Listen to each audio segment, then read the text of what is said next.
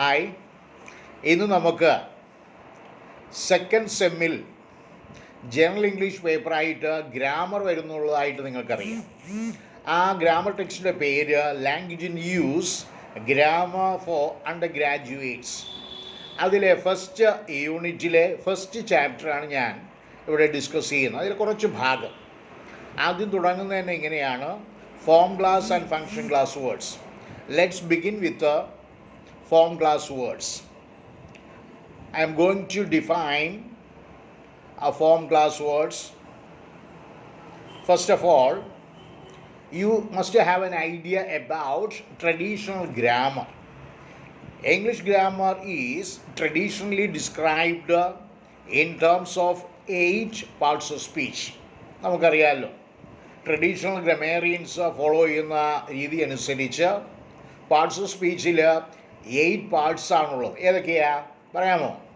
അതെ, അത് തന്നെ: nouns, pronouns, adjectives, verbs, adverbs, prepositions, conjunctions and interjections. 8 parts are there. In modern grammar, parts of speech are called form class words and function class words. എന്താ പറഞ്ഞിരിക്കുന്നത്? Traditional grammarians, they put the name parts of speech. It has 8 parts. Modern grammar അത് തന്നെയാണ് ചെയ്യുന്നത്. അതിനെ അവർ 2 ഗ്രൂപ്പായിട്ട് തിരിച്ചു. ഏതൊക്കെയാ? ഫോം ക്ലാസ് വേർഡ്സ് എന്നും ഫങ്ഷൻ ക്ലാസ് വേർഡ്സ് എന്നും. അത്രയാണ് പറഞ്ഞിരിക്കുന്നത്. Let see what will come under form class words. Form class words consist of nouns, adjectives, verbs and adverbs. Once again, form class words consist of nouns, adjectives, verbs and adverbs. They are also known as full words, content words or lexical items. അപ്പോൾ form class വേർഡ്സിൽ ഉൾപ്പെടുന്ന ഏതൊക്കെയാ? Nouns വരാം, adjectives വരാം, verbs വരാം, adverbs വരാം. അവയ്ക്ക് വേറെയും പേരുകളുണ്ട്. അവരെ ഫുൾ വേർഡുകൾ എന്ന് വിളിക്കാം, കണ്ടൻറ്റ് വേർഡ്സ് അല്ലെങ്കിൽ ലെക്സിക്കൽ ഐറ്റംസ് എന്നും വിളിക്കാറുണ്ട്. They have a definite meaning of their own. അതാണ് അതിൻ്റെ പ്രത്യേകത. ഈ ഫോം ക്ലാസ് വേർഡ്സും ഫങ്ഷൻ ക്ലാസ് വേർഡ്സുമായിട്ട് കമ്പയർ ആൻഡ് കോൺട്രാസ്റ്റ് ചെയ്യുന്ന സമയത്ത് ഒരു കാര്യം നമുക്ക് വ്യക്തമാകും: ഫോം ക്ലാസ് വേർഡ്സിന് ഡെഫിനിറ്റായ മീനിങ് ഉണ്ട്. They can stand on their own legs. Individuality is there. അതാണ് അവരുടെ പ്രത്യേകത. ഇനി അതിൻ്റെ എക്സാമ്പിൾസ് നോക്കാം. അതായത് ഫോം ക്ലാസ് വേർഡ്സിൽ വരുന്ന ഐറ്റത്തിൽ അതിൻ്റെ എക്സാമ്പിൾസ് ഏതൊക്കെയാണ്? അതായത് നമുക്ക് നൗണായിട്ട് നമുക്ക് രാമു എന്ന് കൊടുക്കാം, പേരായ ശബ്ദം. അടുത്ത് വരുന്നത് ആഡ്ജക്റ്റീവ് അല്ലേ? ആഡ്ജക്റ്റീവ് നമുക്ക് ബ്യൂട്ടിഫുൾ എന്നുള്ള പദം കൊടുക്കാം. അടുത്ത് വേർബല്ലേ വരുന്നത്? റൺ എന്ന വാക്ക് കൊടുക്കാം, ഓടുക വെർബാണ്. അടുത്ത ആഡ്വേർബാണ്. അതിനുവേണ്ടി ക്വിക്ക്ലി എന്നുള്ള വാക്ക് കൊടുക്കാം, ക്വിക്ക്ലി. അപ്പോൾ ഇത്രയും ആകുമ്പോൾ ഫോം ക്ലാസ് വേർഡ്സിനെ കുറിച്ച് ഏകദേശം ധാരണയായി എന്ന് ഞാൻ ആഗ്രഹിക്കുകയാണ്. ഞാൻ അങ്ങനെ ചിന്തിക്കുന്നു. ഫോം ക്ലാസ് വേർഡ്സ് എന്ന് പറഞ്ഞാൽ അതിനെ ലെക്സിക്കൽ ഐറ്റംസ് എന്ന് വിളിക്കുന്നു. അതായത് ഇൻഡിവിജ്വാലിറ്റിയുള്ള, പൂർണ്ണമായ മീനിങ് ഉള്ള വാക്കുകളെയാണ് ഫോം ക്ലാസ് വേർഡ്സ് എന്ന് പറയുന്നത്. പഴയ പാർട്സ് ഓഫ് സ്പീച്ചിനെ ഫോം ക്ലാസ് എന്നും ഫങ്ഷൻ ക്ലാസ് എന്നും തിരിക്കുന്നു. ഫോം ക്ലാസ് വേർഡ്സ് ആണ് അതോറിറ്റേറിയൻ എന്നൊക്കെ പറയാം. ഫുൾ ചാർജുള്ള, ഡെഫിനിറ്റായ മീനിങ് ഉള്ള, കരുത്തരാണ് ഈ ഫോം ക്ലാസ് വേർഡ്സിൽ വരുന്ന nouns, adjectives, verbs and adverbs. Then let us think about function class words. അതിൻ്റെ പേര് പോലെ തന്നെ ഒരു ഫങ്ഷന് വേണ്ടി വരുന്നു.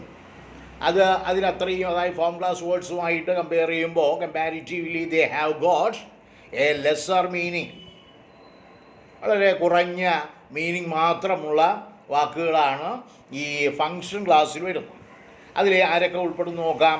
Function class words consist of determiners, articles, demonstratives, pronouns, auxiliaries, conjunctions, interrogatives, prepositions and ഇൻ്റർജെക്ഷൻസ്.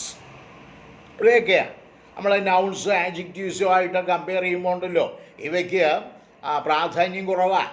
ഡിറ്റർമിനേഴ്സും ആർട്ടിക്കിൾസും ഡിമോൺസ്ട്രേറ്റീവ്സും പ്രോനൗൺസും ആക്സിലറീസും ഒക്കെ അവയുമായി ബന്ധപ്പെട്ട്, അതായത് ഫോം ക്ലാസ് വേർഡ്സുമായിട്ട് കമ്പയർ ചെയ്യുമ്പോൾ വളരെ പ്രാധാന്യം കുറവാണ്. അവയ്ക്ക് സർട്ടൻ ഫങ്ഷൻ ഉണ്ട്. ആ ഫങ്ഷൻ പെർഫോം ചെയ്ത് കഴിഞ്ഞാൽ പിന്നെ നമ്മളവയെ അത് നന്നായി പരിഗണിക്കാറ് പോലുമില്ല. അതുകൊണ്ടാണ് അവയെ ഫങ്ഷൻ ക്ലാസ് വേർഡ്സ് എന്ന് പറയുന്നത്. അവയ്ക്കുണ്ട് ഇരട്ട പേരുകൾ.